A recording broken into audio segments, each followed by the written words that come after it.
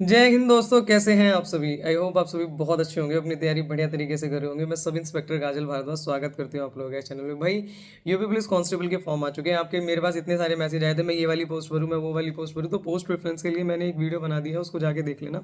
Description में link भी available है।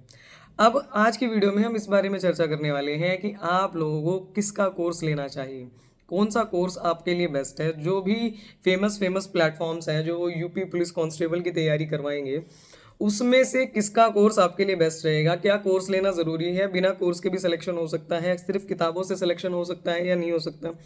साथ ही साथ आपको ऑनलाइन कोर्स लेना चाहिए या आपको कहीं ऑफलाइन जाके तैयारी करनी चाहिए। अगर आपके यहाँ पे कोई गांव देहात में कोई ऐसी ऑफलाइन कोचिंग है तो मुझे वहाँ पे जाके तैयारी करनी चाहिए दीदी, या मैं खुद से ही तैयारी कर लूँ।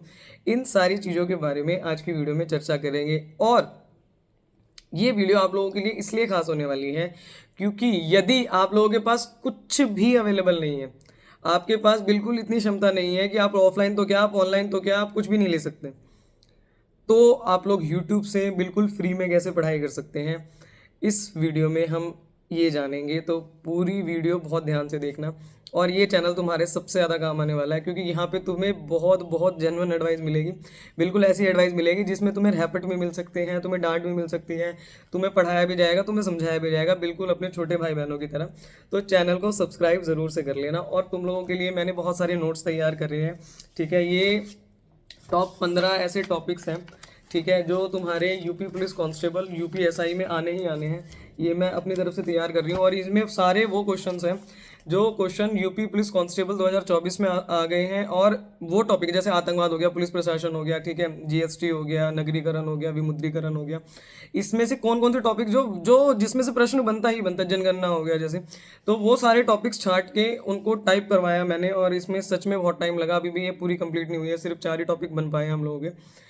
आप लोगों के लिए बिल्कुल बेस्ट कंटेंट तैयार हो रहा है, इसीलिए पढ़ लेना और चैनल को सब्सक्राइब जरूर कर लेना, फिर मत कहना कि चीज़ें मेरे से स्किप हो गई।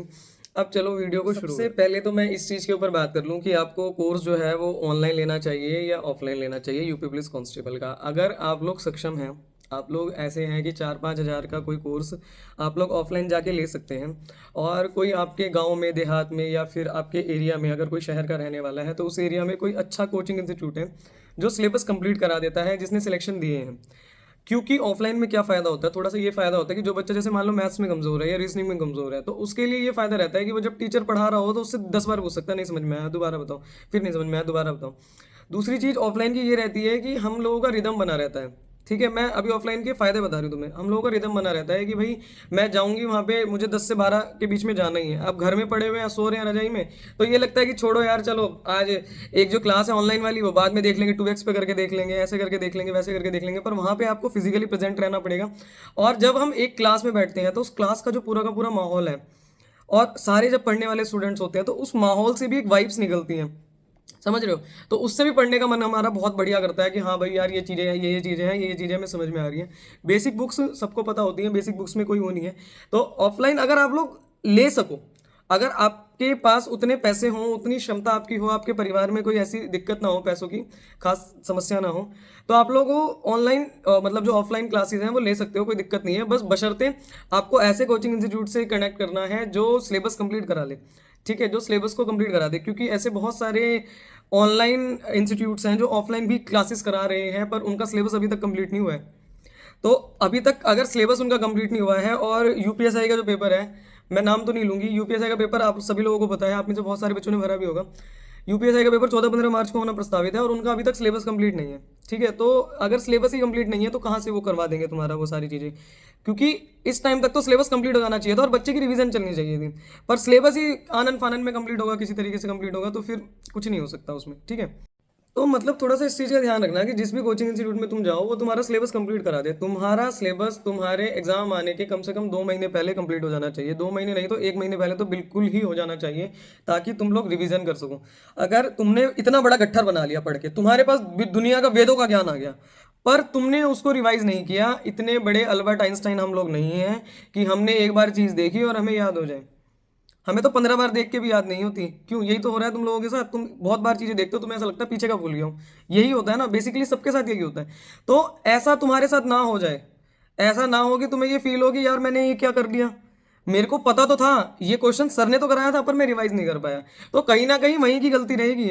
तो इस चीज़ को देख लेना। अब मैं आऊँ ऑनलाइन कोचिंग सेंटर्स के बारे में बात कर लो कि ऑनलाइन बहुत सारे कोचिंग सेंटर्स हैं। मैं सबका नाम देखो लेके कोई फ़ायदा नहीं होता कि हाँ इसका उसका इसका उसका। तुम्हें भी पता है कि जो बेसिक बेसिक जो कोचिंग इंस्टीट्यूट्स हैं जिनके बहुत नाम हैं, अच्छे हैं, दुनिया जो है ना वो भीड़ के पीछे भागती है। भीड़ जा रही है वहाँ को, उनके पीछे भागती है। पर एक चीज़ देख लेना, जहाँ तुम भीड़ को अपनी भेज रहे हो, जहाँ तुम भीड़ की वजह से जा रहे हो, क्या वहाँ पे वो टीचर्स भी अवेलेबल बचे हैं? लास्ट टाइम पे उनका ऐसा होता है कि मतलब वो टीचर छोड़ के भाग गया, वो टीचर उधर छोड़ के वो चला गया, वो उधर चला गया, फिर वो कहता है कि नहीं ये वाली जो क्लास है, ये वाली क्लास अब आपको यूट्यूब पे मिलेगी, तो फिर हम ले ही क्यों रहे हैं ऑनलाइन कोर्स? ठीक है। ऑनलाइन कोर्स का मतलब ये है कि चीज़ें आपको सिस्टमेटिक तरीके से एक ही जगह मिल जाए, सारी चीज़ें वहाँ पे आपको कवर अप कराई जाए। हिंदी भी हो गई, आपकी जीके भी हो गई, आपकी रीजनिंग भी हो गई, आपकी मैथ्स भी होगी, वो सारी चीज़ें आपको तरीके तरतीबवार, ठीक है, एक शब्द कहा जाता है पुलिस में, तरतीबवार, तरतीबवार आपको सारी चीज़ें मिल जाएंगी, तो आप लोग चीज़ों को जो है वो कवर अप करते रहेंगे। अब बहुत सारे ऐसे कोचिंग इंस्टीट्यूट्स हैं जिनका सिलेबस ही लास्ट टाइम तक कंप्लीट नहीं होता, और वो तैयारी तो अरे ऐसे वो और ये और बिल्कुल फाड़ देंगे, आग लगा देंगे, वो कर देंगे। वो अपनी तरफ से मेहनत करते हैं, बहुत मेहनत करते हैं, पर चीज़ें उनकी उस तरीके से चलती रही हैं। हमने अपने समय पे भी देखा था, हम 2-3 बार से यही देखते हुए आ रहे हैं। तो कोशिश करना कि ऐसे इंस्टीट्यूट से या ऐसे ऑनलाइन कोर्सेज से आप बचें। सबसे पहले आप लोगों का सिलेबस कंप्लीट हो जाए, उनका देखो कि हाँ उन्होंने सिलेक्शन दिए हैं या नहीं दिए। सिर्फ भीड़ की तरफ मत भागो, ठीक है, कि पता चले तुम्हारे पास चीज़ें अवेलेबल ना हो। मैं बहुत जगह गई हूँ और मैंने बहुत जगह दूसरे दूसरे इंस्टीट्यूट्स की किताबें एक साथ ही देखी हैं, और सब उसमें से देखते हैं हाँ इसने क्या एक्स्ट्रा करा रखा है, ला ये वाला अपने में ले लेते हैं, उसने क्या करा रखा है, ला ये वाला। बिल्कुल तुम्हें जो बिल्कुल जो फैक्ट है ना, जो सच है, बिल्कुल तुम्हें मैं वो बता रही हूँ, ठीक है। और सबके पास सारी किताबें मिलेंगी, तो पढ़ सब लोग किताबों से ही रहे हैं कहीं ना कहीं, तो किताबें ही ज़रूरी हैं। आ रही है समझ में? चाहे तुम किसी का भी कोर्स ले लो, कुछ भी ले लो, तुम अपने अंदर ये चीज़ रखना कि चाहे मैंने किसी भी पर्टिकुलर इंस्टीट्यूट का कोर्स लिया है, मैं पढ़ूंगा दीदी, मैं नोट्स को कंप्लीट करूंगा, मैं फटाफट करके किसी भी तरीके से अपने नोट्स को कंप्लीट करूंगा। तुम्हारा पहला टारगेट ये होना चाहिए कि किसी भी तरीके से सबसे पहले मैं अपना सिलेबस कंप्लीट कर लूँ, हिंदी का, जीके का, रीजनिंग का, मैथ का। तुम्हारे लिए जो सबसे इंपॉर्टेंट है यूपी पुलिस कांस्टेबल में, सबसे इंपॉर्टेंट है जीएस। जीएस ही तुम्हारा सिलेक्शन कराएगी, इस बात को कहीं पे भी लिख लो। अगर जीएस तुम्हारी अच्छी नहीं है तो ये भूल जाना कि तुम्हारा सिलेक्शन हो जाएगा इस साल। इस साल नहीं, अगले साल नहीं, कभी भी नहीं, क्योंकि एक तो नेगेटिव मार्किंग हट चुकी है, पहले ही इतनी ऑलरेडी बहुत कट ऑफ आई थी, इस बार तो और हाई जाने के चांसेस हैं।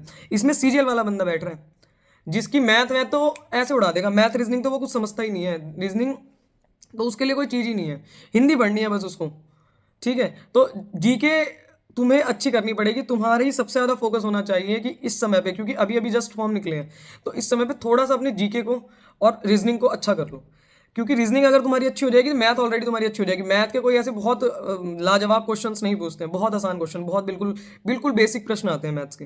पर रीजनिंग के और जीके के क्वेश्चंस तुम्हें हिला देंगे। कुछ क्वेश्चंस तो ऐसे रहेंगे जीके के कि तुमने देखा ही नहीं होगा, यूपीएससी वालों ने नहीं देखा होगा, ऐसे ऐसे क्वेश्चंस भी थे इस बार। आ रही है बात समझ में?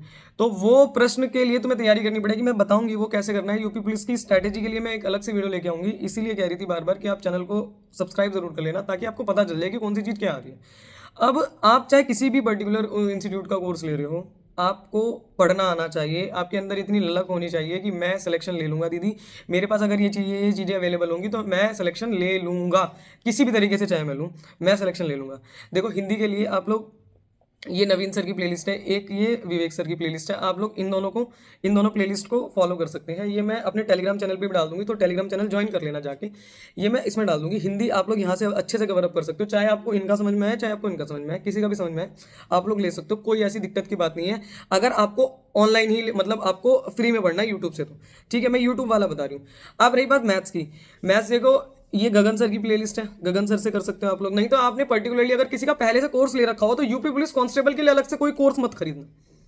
अगर आपने ऑलरेडी किसी चीज का कोर्स ले रखा है और आपने एक बार अपनी अपनी चीजों को कवर अप कर लिया, तो किसी का कोर्स मत खरीदना।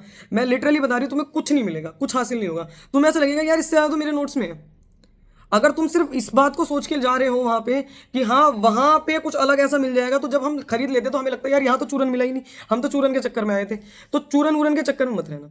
हिंदी की मैंने तुम्हें बता दी।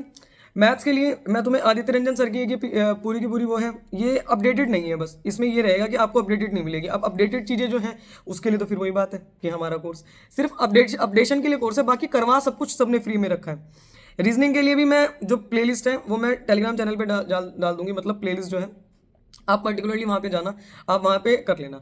इसके बाद मैं एक बहुत बढ़िया वीडियो तुम लोगों के लिए बनाऊंगी जिसमें मैं सारी चीज़ें आपकी कवर अप कराऊंगी कि यूपी पुलिस कांस्टेबल की क्या आपकी स्ट्रैटेजी रहनी चाहिए। अगर आप लोग बिल्कुल, क्योंकि बड़ी हो जाएगी ये वाली वीडियो, आप लोग कैसे बुक लिस्ट को फॉलो करें। अगर आपके पास अभी बेसिक जैसे लूसेंट है क्या नहीं है, मैं बिल्कुल डिटेल में तरतीबवार चर्चा उसमें करेंगे हम। तो आप लोग वीडियो में मतलब आगे भी बने रहना। और चैनल को भाई दोबारा से कह दिया, सब्सक्राइब ज़रूर से कर लेना। जय हिंद, जय भारत। कोई डाउट हो तो पूछ सकते हो।